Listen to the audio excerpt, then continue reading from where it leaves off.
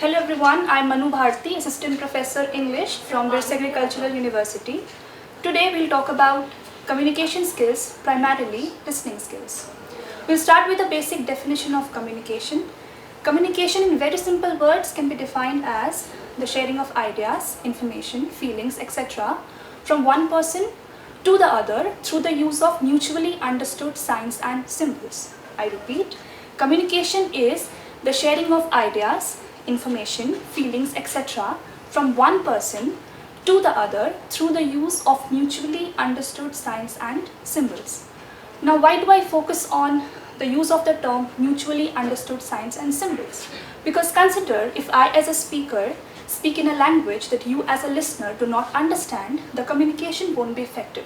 So it's very important that what I speak and what you understand remain the same. That is why it's very important to have the same set of signs and symbols between the speaker and the listener. As you all know, communication can be divided into two types, verbal and non-verbal. Verbal communication, as you know, is communication through the use of words. It can be either oral or written, but through the use of words. Whereas non-verbal communication is when you communicate without using those words. And how do you do that? By facial expressions, gestures, postures, body language, etc. To give certain examples, if I nod my head this way, this means yes. That is non-verbal way of saying yes. If I do nod my head sideways, this means no. Again, it's a non-verbal way of saying no. Raising of eyebrows shows discontentment. Firm handshake, that shows a lot of confidence. Loose handshake, on the contrary, shows lack of confidence. So these all are non-verbal symbols of communicating what you want to communicate without the usage of words. So in simple words, we can say verbal is what you say and non-verbal is how you say it. Non-verbal communication can often contradict or complement the verbal aspect of your communication. Moving on to the listening skills. Descartes was a French philosopher who said, quote, "Know how to listen and you will profit even from those who talk badly."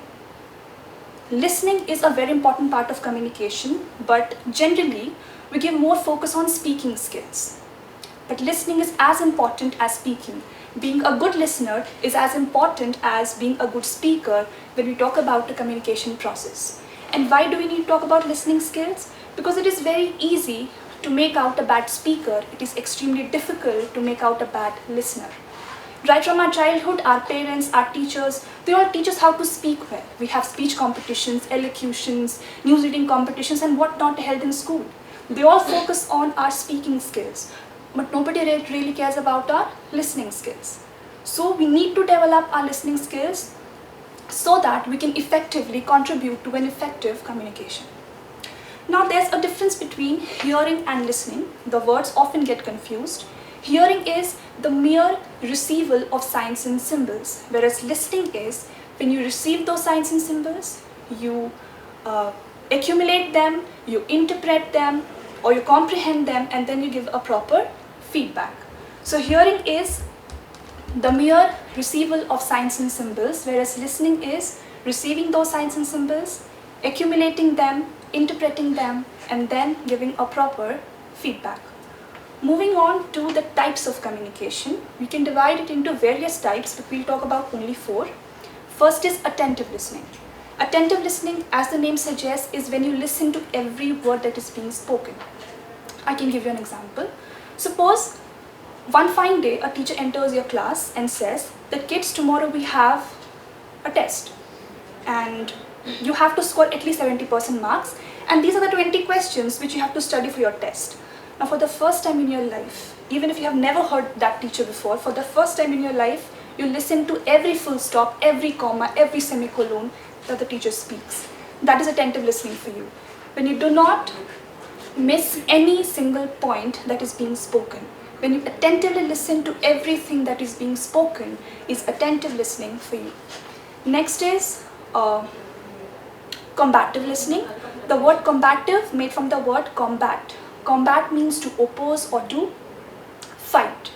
So when you listen just to oppose, That happens in political parties, and this is the worst sort of listening, because your entire focus is on opposing the other person.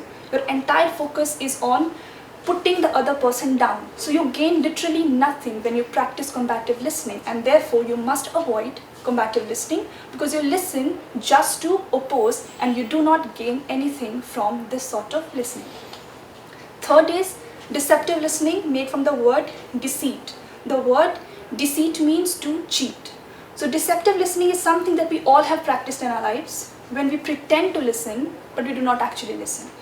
So deceptive listening is when you pretend to listen but you do not actually listen to anything that is being said or spoken.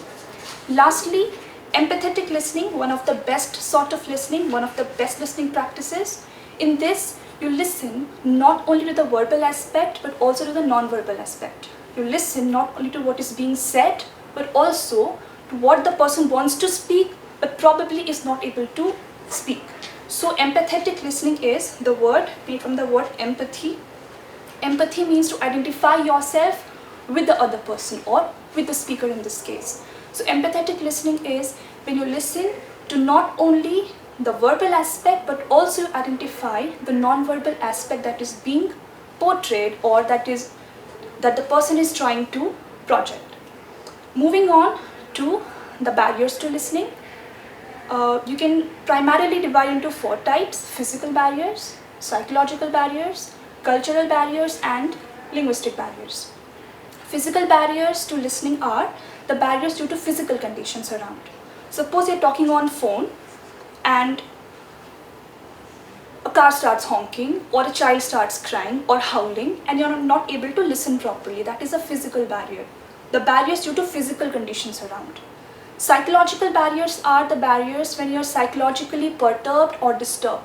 Suppose you have some family issues or a fight with your best friend or any sort of issues because of which you're not able to focus properly. Those are called the psychological barriers to listening, because of which you're not able to listen properly or not able to focus properly on the speech that is going on. Next is linguistic barrier.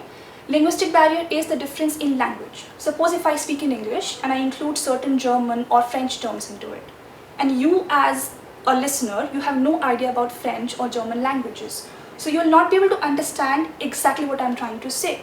That is a linguistic barrier. The barriers due to the difference in language between the speaker and the listener. And lastly, the cultural barriers. Cultural barriers mean the difference in culture. Like there might be certain things which might be okay according to my culture, but you might take it as offensive. Like for you, that would be offensive and you won't take it the way I have presented it. So that will be a cultural barrier between you and me, and that will again be called a barrier to effective communication. So having discussed types and barriers to communication, all listening skills primarily, we can finally move on to the tips to effective listening. The first tip is to remove those distractions and remove all the barriers that we talked about. We talked in detail about the 4 barriers. The first tip is to try to remove all those barriers. Secondly, take notes. Because as a listener, you cannot remember everything that you have heard. So it's very important to take notes so that you can remember the things that has been spoken for a longer period of time. Third is, you can ask questions, because asking questions is again one of the best ways to promote communication and effective communication. And when you ask questions, make sure that you ask open-ended questions and not close-ended ones. Now, what are open-ended questions? Open-ended questions are those questions whose answer can be elaborated, and close-ended questions are the questions whose answer is just yes or no. So when you ask close-ended questions, it doesn't give room for extra discussion. But when you ask open-ended questions, and since you have room for more discussions when the answers of those questions come out, the communication on the whole gets more effective. Next, what you can do is, you should not prejudge the speaker. Now what do I mean by that? Suppose you met a person for the first time and he's the speaker. So based on the physical appearance, you form a judgment. Like you feel something that inse na ho paega, ya maybe this person won't be able to present the speech properly. So since you have formed that impression of that person in your mind before you start listening to the person, that hampers the entire listening session. So you should make sure that you do not form a prejudgment about the speaker. You keep your mind as a clean slate, ready to embrace everything that is being spoken as it is being spoken. Of course with a critical eye, or I would say not with a critical eye, but at least you can evaluate things, but do not prejudge the speaker. And lastly, do not over-listen. Over-listening is when you listen to something that is not being said. In Hindi that is called zyada sun lena. So over-listening is when you listen, you presume that this was being said, but that is not actually that's being said. So when you over-listen, that's again a very bad listening practice. So that's all. Thank you.